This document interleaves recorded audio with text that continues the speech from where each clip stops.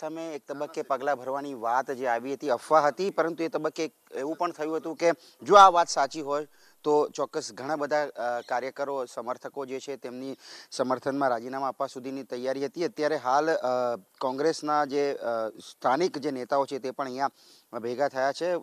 કોંગ્રેસને કેવી રીતે વધારે મજબૂત કરવી અને આ પ્રકારની પરિસ્થિતિને કેવી રીતે ટાળવી એ સંદર્ભે અહીંયા અત્યારે હાલ મનોમંથન કરવામાં આવી રહ્યું છે.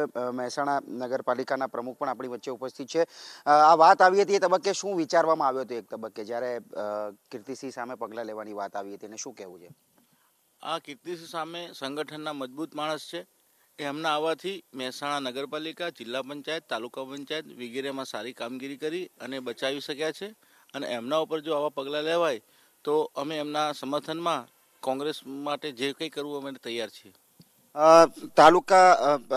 તાલુકા પંચાયતના પ્રમુખ પણ છે, પૂર્વ પ્રમુખ છે, એ પણ આપણી વચ્ચે ઉપસ્થિત છે. શું કેવું છે? આજે વાત આવી રહી હતી કે કીર્તિસિંહ સામે પગલાં લેવાની વાત હતી ત્યારે એક તબક્કે વિચારવામાં આવ્યું હતું કે સંગઠનના ઘણા લોકો રાજીનામું આપી દેશે. અત્યારે શું પરિસ્થિતિ છે? કઈ બાબતની ચર્ચાઓ થઈ રહી છે?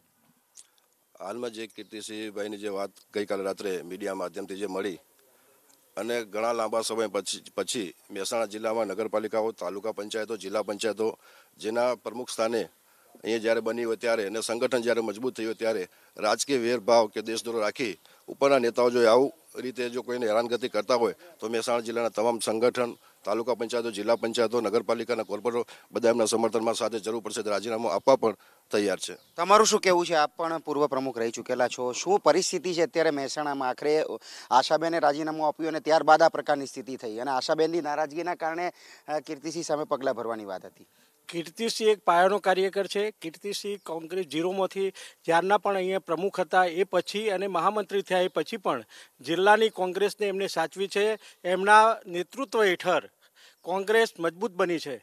તાલુકા પંચાયતો હોય, જિલ્લા પંચાયત હોય કે નગરપાલિકાઓ હોય, એક પણ અહીંયા તૂટી નથી. અને જ્યારે પણ તોડવાની વાત આવી છે ત્યારે કીર્તિસિંહ મજબૂત થઈને બહાર આવ્યા છે. આવું એક ગ્રુપ છે જેને અસંતોષ છે એ એવું આવું ચલાવી રહ્યા છે કે કીર્તિસિંહ આ કરી રહ્યા છે, પણ કીર્તિસિંહ એ પાયાનો કાર્યકર છે અને કોંગ્રેસનો મજબૂત ઉમેદવાર છે.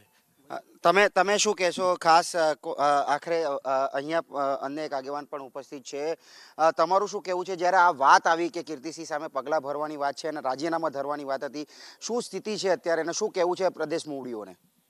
અમારે એટલું જ કહેવું છે કે કીર્તિસિંહ ઝાલા એક મહેસાણાના જે મજબૂત પ્રમુખ હતા અને એના કારણે જ મહેસાણામાં કોંગ્રેસ નગરપાલિકા, જિલ્લા પંચાયત અને તાલુકા પંચાયત આવેલી છે.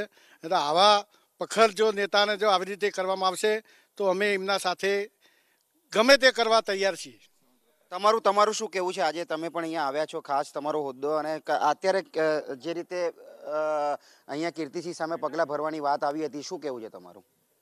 અમે કીર્તિસિંહની સાથે જ છીએ. કીર્તિસિંહના નેતૃત્વમાં જ્યારે એ પ્રમુખ હતા ત્યારે એમની તાલુકા પંચાયત છે, જિલ્લા પંચાયત છે, નગરપાલિકા છે, મહેસાણા જિલ્લાની અંદર ટોટલી કોંગ્રેસ પ્રેરિત આવી છે એમના નેતૃત્વમાં અને અમે એમની સાથે જ છીએ.